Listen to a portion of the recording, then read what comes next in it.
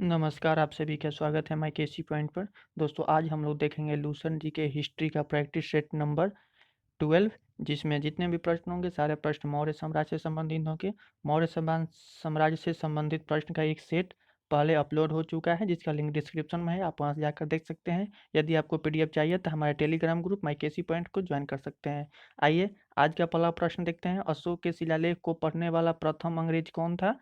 तो James princess एक अंग्रेज था जिन्होंने सबसे पहले अशोक का जितना भी शिलालेख था उस पर लिखे हुए भाषा को पढ़ने वाला प्रथम अंग्रेज था जेम्स प्रिंसेस। इसके बाद नेक्स्ट प्रश्न है।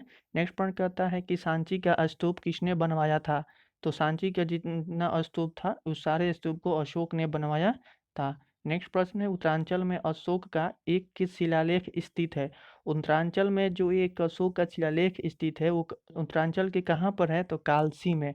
उत्तरांचल के कालसी में अशोक का एक शिलालेख स्थित है। इसके बाद नेक्स्ट प्रश्न है। नेक्स्ट प्रश्न कहता है कि प्राचीन यूनानी राजदूत मेगास्थनीज भारत में किसके दरबार में आया था? तो मेगास्थनीज जो था ये चंद्रगुप्त मौर्य के दरबार में आया हुआ था। इसके द्वारा एक लिखी गई पुस्तक है, इसके मेगास्थनीज द्वारा लिखी गई एक पुस्तक है इंडिका।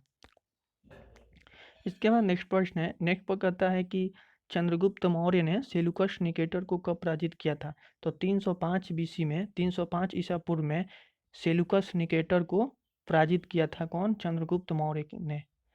नेक्स्ट प्रश्न है कि कौन सा राजा प्रायः जनता के संपर्क में रहता था? कौन सा राजा प्रायः जनता के संपर्क में रहता था? तो अशोक। अशोक एक ऐसा राजा था, ऐसा शासक था जो हमेशा जनता के ही संपर्क में रहा करता था। इसके बाद नेक्स्ट प्रश्न है कि अशोक ने 261 ईसा पूर्व में अर्थात 261 बीसी में कलिंग को जीतने के बाद क्या किया था? तो इसने वहां पर देखा कि भारी रक्तपात को देखकर लूट की नीति को सदा के लिए त्याग दिया था। जब वहां पर इतना जब युद्ध हुआ तो उसमें काफी इतना रक्त बहा कि उसको देख करके अशोक के से देखा नहीं गया और उसने लूट की नीति अर्थात लोगों को मारना काटना ये सब छोड़ दिया। के बाद नेक्स्ट प्रश्न है, अशोक के अधिकांश अभिलेख किस भाषा एवं लिपि में है?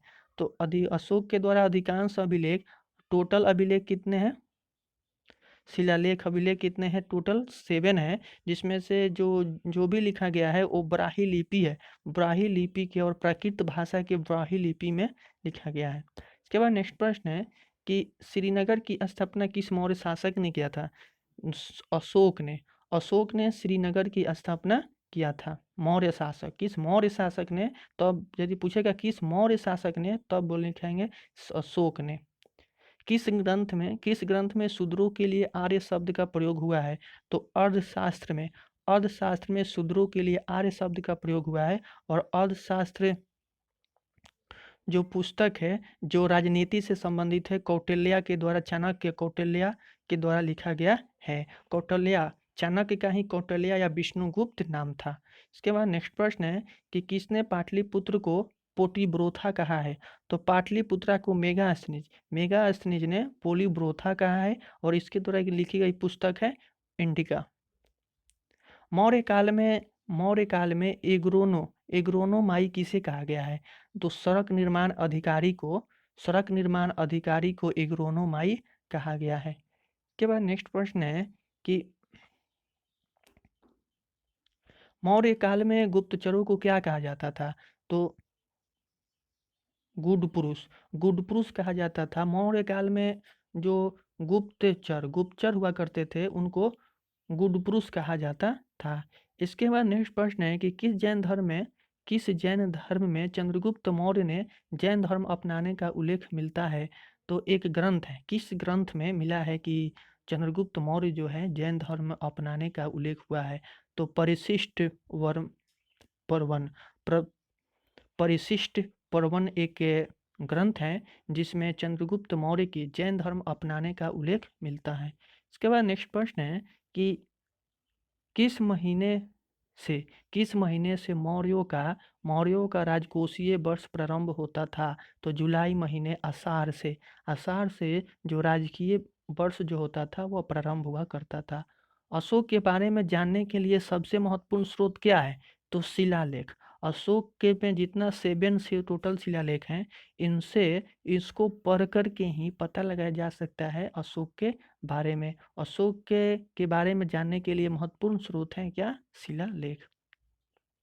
इसके बाद नेक्स्ट प्रश्न है, नेक्स्ट प्रश्न कहता है कि बिंदुसार की मृत्यु के समय अशोक प्रांत का गवर्नर कौन था? अशोक किस प्रांत का गवर्नर था?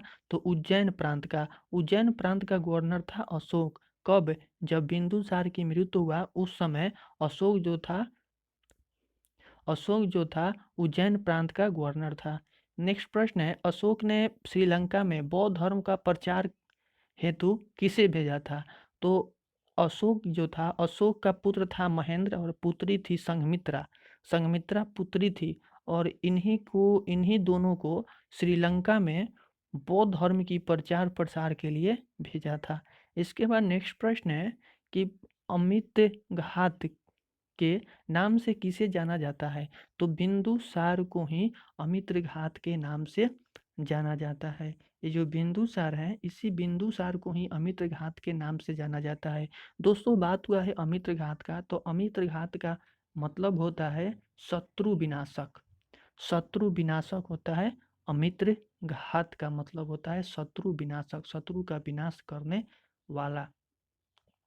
इसके बाद नेक्स्ट प्रश्न है कि बिंदुसार किस संप्रदाय का अनुयायी था?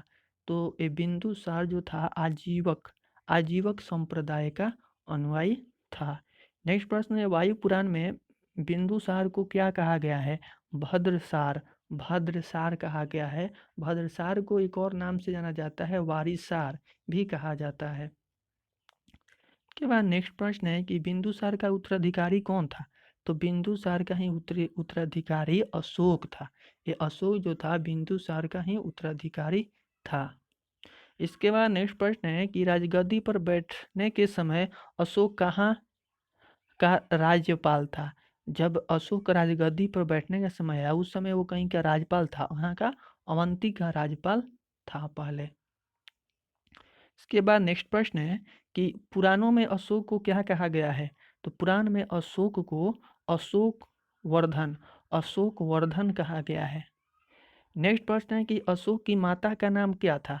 अशोक की माता का नाम शुभदांगरी था।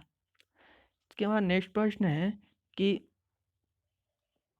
भारत में अभिलेख का प्रचलन सर्वप्रथम किसने किया? तो अशोक के द्वारा। भारत में अशोक के द्वारा ही सबसे पहले शिलालेखों का प्रचलन हुआ। अशोक के स्तंभ अभिलेखों की संख्या कितनी है? तो 7 है। अशोक के टोटल स्तंभ लेखों की संख्या 7 है। इसके बाद नेक्स्ट प्रश्न है कि किस अभिलेख को रानी का अभिलेख कहा जाता है? किस अभिलेख को रानी का अभिलेख कहा जाता है? तो कौशाम्बी अभिलेख को ही रानी का अभिलेख कहा जाता है। दोस्तों, इसमें जितने भी प्रश्न दिए गए हैं सारे जो लूसेंट का बुक आता है सब्जेक्टिव का, उसी का ये ऑब्जेक्टिव बना करके दिया गया है। तो जो कि इसमें जितने प्रश्न दिए गए हैं सारे एग्जाम पॉइंट ऑफ व्यू से काफ़ी महत्वपूर्ण है।